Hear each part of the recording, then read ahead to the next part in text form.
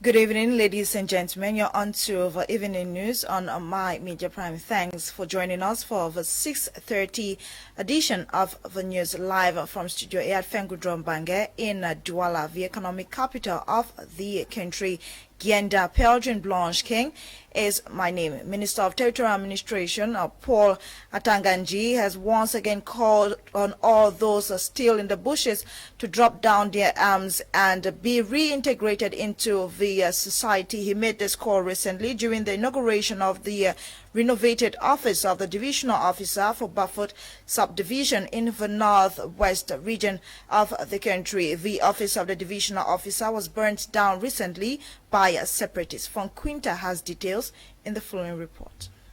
Those were still in difficult areas, some are in the bush, some are hiding left and right. They should come out and live a better life. So that is the message. Territorial Administration Minister once more calling on separatist fighters to drop their arms, come out from the bushes and live a better life. The call was made yesterday, February 23, 2021, as he inaugurated the renovated office of the divisional officer for Bafut, which was burnt by separatist fighters. The renovation works was done by the Rapid Intervention Battalion as local contractors abandoned the site for fear of the unknown, a move Mr. Athangaji applauded as 2 watchtowers were added to permit security officials identify people distances away. Territorial Administration balls equally presented locally fabricated guns to the press in Bamende, and he says the weapons were seized thanks to information from a citizen he termed patriotic. This is a patriotic Cameroonian who informed the forces of law and order that there were arms hidden in the bush. And immediately the brigade commander informed the legion commander that there is a discovery. And instructions were given, and the gendarmes went and they have brought the weapons. You see, these are dangerous weapons. So we have to collaborate with the forces of law and order, because the terrorists must lay down their weapons for the interest, for their own interest, and for the interest of the community. While urging the population to copy the example of the Cameroonian, who reported weapons he saw in a house at Mile 29 along the road leading to Wum, Mr. Athangaji urged the population to collaborate with law enforcement officers as he holds whenever weapons are dropped, it is indication that calm will return to the community. An attack in the village of Nyang in Ngwa subdivision has left the local population frightened. Some intruders stormed the village and killed about 5 people, according to reports. The reason for the attack is yet to be established. Those villagers have fled to nearby villages for safety. Security men have been deployed to restore calm in the village. Details with Nora Kakebi. The local population of Nyangtong-1 in Ngwa subdivision in Dongamantong division of the Northwest region are currently seeking refuge in Sakaka after having fled from their homes following an attack from a group of suspected Fulanis who invaded the village, killing 5 persons and setting houses and markets ablaze. According to local sources in Ngwa, this ugly incident started on Monday and stretched into yesterday when the intruders attacked the locals of Nyang and equally moved to other nearby villages. A local confirmed yesterday that the invaders burnt down some of their houses from Nyang to Ntong Market Square. The locals suggested that these intruders are in a way trying to grab lands by use of force and violence. According to local reports, as of yesterday, 5 persons, including 2 elderly men, had been killed.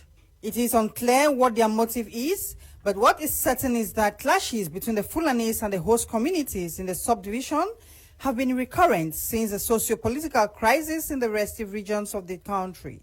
The authorities in Ngwa seemed confused with the recent attacks in Nyang village. According to the divisional officer from Ngwa, Mr. Awuru Joseph, due to communication challenges, he is yet to understand what is actually going on. On the other hand, the mayor, Mayong Lawrence, has confirmed the death toll, but he too seems confused with the situation on the ground. Sources say security forces have been dispatched already to restore order in the villages. Meanwhile, locals are convinced that the Fulanis want to seize their lands and turn it into grazing land for their cattle. It should be noted that this attack comes from the villages 4 days after an attack carried out still by Fulanis left an 87-year-old woman dead and her daughter badly injured.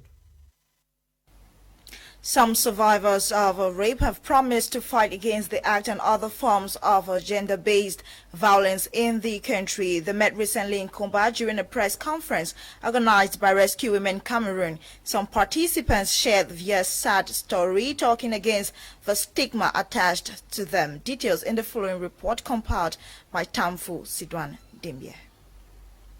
These girls and women drawn from different regions of Cameroon, meeting in Kumba, southwest region of Cameroon, have resolved to fight against rape in their communities under the theme, The Power of Our Voices. The conference, organized by Rescue Women Cameroon, focused on ways to put an end to rape perpetrated mostly by men against kids, girls and women in Cameroon. The women feel like prey and always feel vulnerable, and our men feel like predators. We want to push equality as much as we can. The Chief Executive Officer of Rescue Women Cameroon, Madame Nakinti Besumbu Noforu, insisted that the fight against rape should be fierce in order for the society to identify rapists for possible punishment, else the ill will continue to prevail. If we continue to be silent, we are helping our rapists to carry on their activities.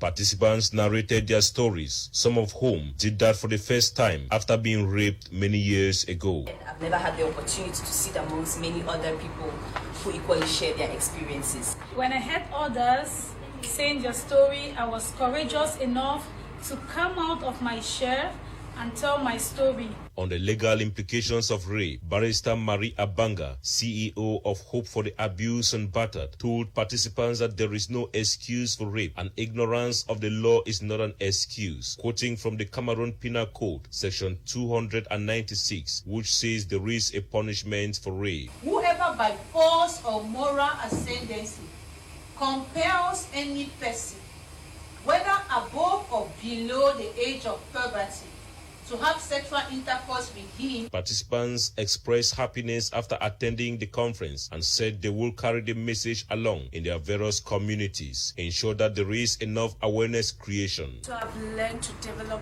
more empathy and to be able to love and understand people better.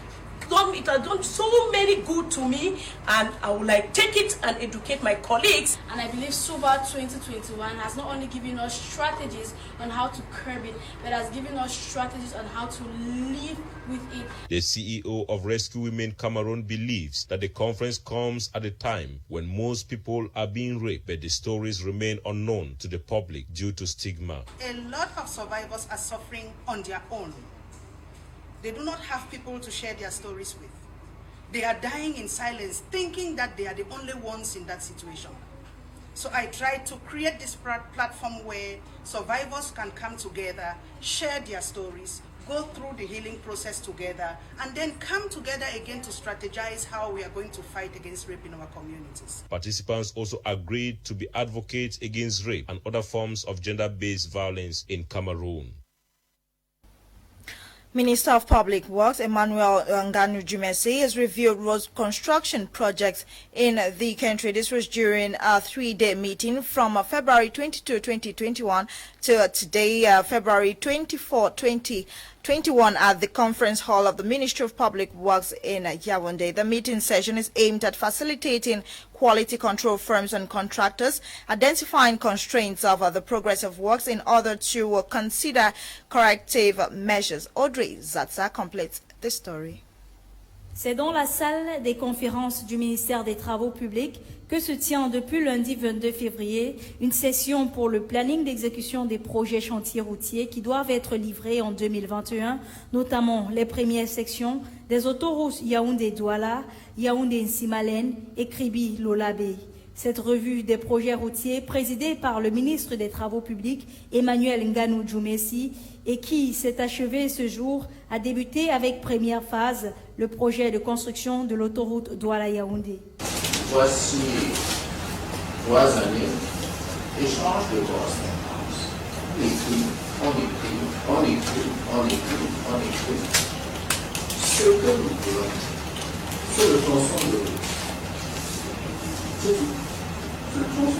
La question des coûts des projets routiers a aussi été abordée. Selon le ministre des Travaux publics, Emmanuel Ngannou-Djoumessi, le bordereau de prix unitaire serait un critère pour réduire ces coûts. Une approche qui voudrait que l'on s'inspire de ce qui se fait dans l'environnement géomorphologique. La production mensuelle des décomptes au cours de cette réunion d'évaluation et d'approbation en présence de toutes les parties était donc l'accent particulier mis sur les aménagements sociaux de base qui tardent à sortir.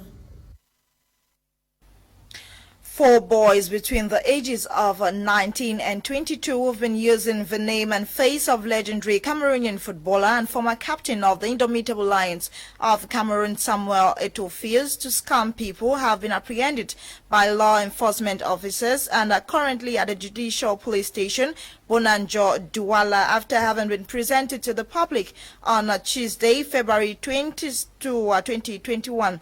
The 4 were accused of using the face of Eto'o to scam people of their money on social media. They were caught after an investigation led by Commissioner Latte Francis under the instruction of the regional delegate of national security for the littoral region. Away from that, moral disapproval, avoidance, denigration, and some form of stigmatization faced by visually impaired persons globally, most especially the blind who often need assistance. In the report that follows, Bokengo Kemya talks about the set of vulnerable people in our society.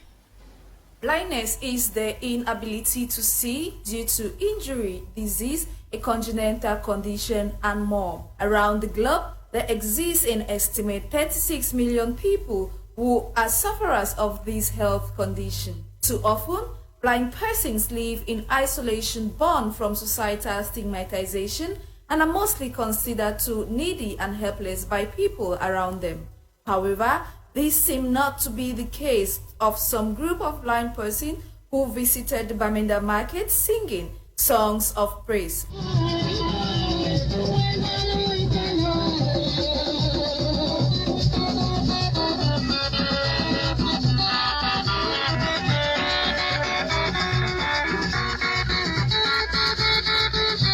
This heartwarming gesture came as a pleasant surprise to most of the market individuals who in turn expressed their gratitude. The black people, they just come. As they come, they just sing the joyful hymns of praise. They thank God together, always in the rain. They make the back beat, sing in the water. Any man when we sleep, they will get hand off mine. When they don't dance, so I feel the joy of a day. So like that, always, they fight. When they come, they sing all my area. So we dance them. When they come, but market they will be up. So they really try to bring peace on the market. And make God when you want to Though one may feel being blind in a world suited for the sighted can be pitiful and overbearing for a blind, this is, however, how some of them feel. Everything that God does is good. If God has made me blind and given you vision, He just wants to show us that with or without vision, we all can work well together. We just need to have hope and trust God for the best. It should be borne in mind that though this health condition is said to affect mostly individuals above the ages of 50, as well as those in low middle income countries, everyone is susceptible to become a sufferer, which can be born from accidents, cataracts, and most especially diabetic patients. Sharing love, breaking stigma, creating awareness, and giving hope are fundamentals to creating a better living habitat for the blind. You're still watching the 6:30 Prime News on My Major Prime TV live from Douala. The President of the Limbe Court of First Instance, Magistrate Valerie Samandi, has admonished some 39 custom officials or officers to stay clear of corruption and other negative vices in the customs sector in the country. Magistrate Samandi was speaking yesterday while swearing in the 39 custom officers serving with the Southwest Customs Sector. Details with Kumanorembo. Magistrate Valerie Samandi was speaking on Tuesday, February 23rd, as he swore in some 39 custom officers serving with the Southwest Customs Sector. Magistrate Samandi noted that it was no longer news that the customs sector in Cameroon was viewed by the public as one that is corrupt. But he said to the 39 custom officers, if they go on to respect the oath they had taken, they can surely become part of the solution to the negative view that the public has about the sector. He insisted that the oath taken should not just be a formality, but that the officers should make a difference by going on to serve with respect to the law and make their sector a better one. Before the oath taking, the Senior State Counsel for Limbe, Magistrate Mba Azemi Aurelin, stated that according to Article 63 of Semak Custom Code, all custom officers posted or appointed to work in any custom sector must take an oath before a competent court of law in order to be able to serve with respect to the law and at the same time be covered by the law of the state. The State Council added that the customs also help the government as a tool to protect consumers and local industries against foreign competition, check against illegal importation of goods such as drugs, smuggling of weapons and other unlawful goods. They also help to protect the health and agricultural sector by checking against the importation in the country of harmful medications or pesticide.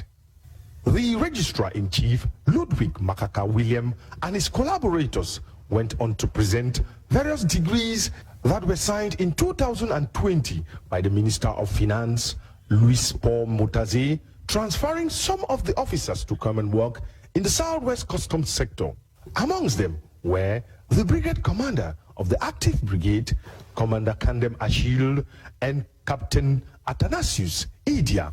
After the swearing in, some of the customs officers pledged to work harder as the magistrate and the State Council had advised to make the customs sector a better one. This ceremony makes us accomplished custom officers, and we would like to thank the Customs Service Sector, we thank the Minister of Finance, the Director General of Customs.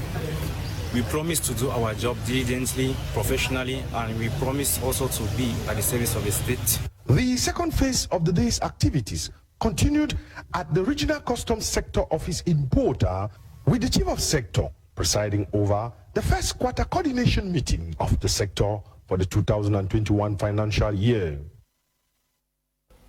We remain in the southwest region of the country, where some 55 youths in Boya have received working equipment to help them scale their entrepreneurial productivity. The items were donated by the United Nations Development Project or Development Fund under the project mitigating the impact of COVID-19. This was during a ceremony chaired by the representative of Southwest Governor Dumbe Matthew Theophile. Clarice Okowe completes the story.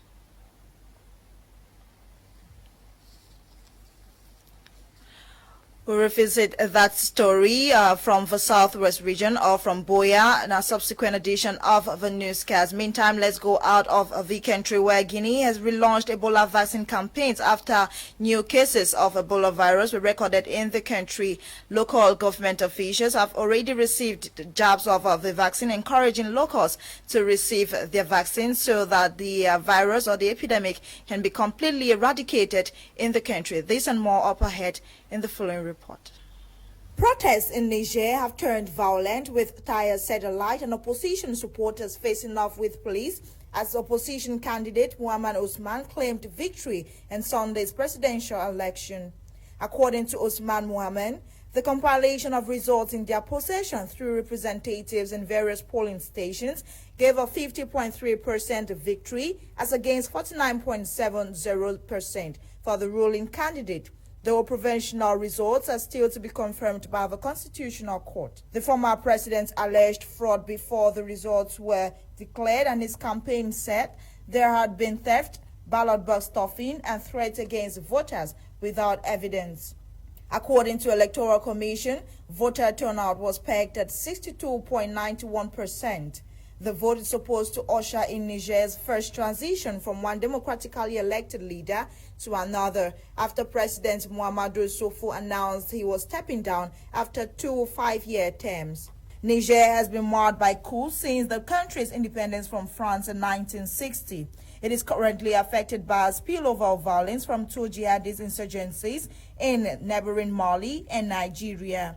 Niger is also one of the world's poorest nations, according to the United Nations Development Rankings for 189 countries. Guinea has relaunched Ebola vaccine campaign in the town of Guehe after a fresh outbreak of the Ebola virus recently that has killed over 5 people. The new cases are the first in Guinea since the 2013-2016 epidemic that killed more than 11,000 people in West Africa. 11,000 vaccine doses are already in Guinea, and the World Health Organization plans to send about 8,000 more. According to the representative of the World Health Organization in Guinea, George Kizebo, the vaccines are primarily intended for the circle of contacts of known cases and also a second circle to ensure that the chain of transmission is interrupted. Local government officials have also received jabs of the vaccine, and Guinea's Health Minister Remy Lama equally called on the population to overcome their vaccine resistance and completely eradicate the epidemic. The body of Italian ambassador to Congo, Luca Attanasio, who died during an attack on Monday alongside bodyguard Congolese driver, arrived Rome yesterday evening. The arrival of the deceased in his home country a day after the attack attributed by Kinshasa to Rwandan Hutu rebels, who also deny any involvement, has raised condemnation from United Nations Secretary General Antonio Guterres, who strongly condemned the attack against the World Food Programme Joint Field Mission in the Democratic Republic of Congo. He insists that the perpetrators must be brought to book. Meantime, Italy's Foreign Minister Luigi Di Maio has called for answers to clarify what happened, the reasons behind the security arrangement used, who was responsible for actions that led to the death of the diplomat on mission. In sports, Cotton Sport of Garoua have defeated their Nigerian opponents after grabbing a group stage ticket from IS Sunodeb in a 2-0 aggregate. Cotton Sport of Garoua beat IS Sunodeb both home and away to have a place in the group stage. This victory gives coach Abubakar Sulemanu and boys an opportunity to hold a better position in the tournament. They have been drawn alongside RS Bekane, JS Kabile, Napsa Stars in Group B. We've come to the end of today's edition of Prime News on My Media Prime. Thanks for being with us. See you tomorrow at 6:30, God willing, for another edition of Prime News on My Media Prime. Ewane Airline Olinga produced the news, coordinated by Faith Tata Berinyo. My name is Genda Peojum Blanche King. Thanks for staying with us at 7 p.m. Cameroon time. Prime Hour will be live with Kim Leonard. Enjoy today's edition of Prime Hour. Happy viewing. Good night.